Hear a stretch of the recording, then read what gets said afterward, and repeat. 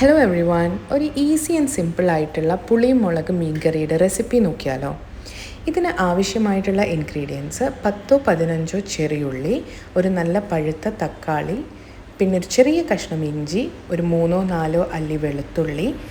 ഞാനിവിടെ 2 വലിയ അയില 8 കഷ്ണങ്ങളായിട്ട് മുറിച്ചതാണ് എടുത്തിട്ടുള്ളത്. നിങ്ങൾക്ക് ഇഷ്ടമുള്ള ഏത് മീൻ വേണമെങ്കിലും എടുക്കാവുന്നതാണ്.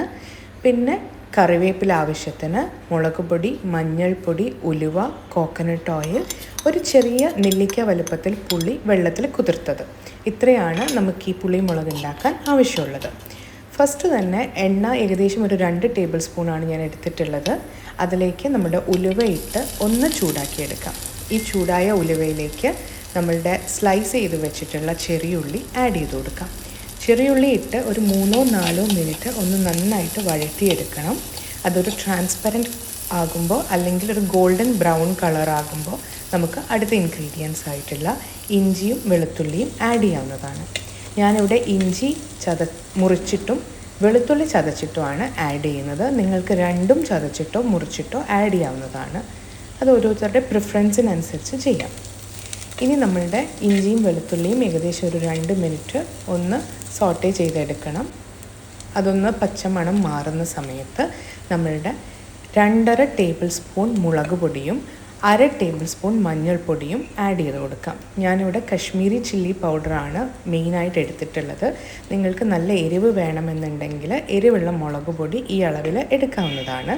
അല്ലെങ്കിൽ രണ്ടും പകുതിയായിട്ട് മിക്സ് ചെയ്തിട്ടും എടുക്കാവുന്നതാണ്. എനിക്ക് എരിവ് പൊതുവെ കുറവാണ് ഇഷ്ടം എന്നുള്ളതുകൊണ്ടാണ് ഞാനിങ്ങനെ എടുത്തിരിക്കുന്നത്. ഇതൊന്ന് നന്നായിട്ട് എണ്ണയിൽ സോട്ടേ ചെയ്തതിന് ശേഷം നമ്മൾ മുറിച്ച് വെച്ചിട്ടുള്ള തക്കാളിയും ഏകദേശം 1/2 കപ്പ് വെള്ളത്തിൽ കുതിർത്ത് വെച്ചിട്ടുള്ള പുളിയും ഇതിലേക്ക് ഒഴിച്ചു കൊടുക്കാം. മൊത്തത്തിൽ നമ്മൾ 2 കപ്പ് വെള്ളമാണ് ഇതിലൊഴിക്കുന്നത്.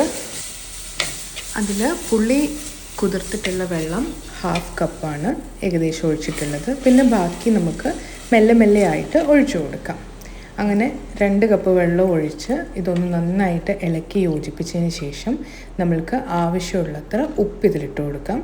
ഞാൻ എപ്പോഴും വളരെ കുറച്ച് ഉപ്പ് ആദ്യം ഇടുക, അതിനുശേഷം നിങ്ങളൊരു ടേസ്റ്റ് നോക്കിയിട്ട് ബാക്കി ഉപ്പ് ആഡ് ചെയ്യുന്നതാണ് ഏറ്റവും നല്ലത്.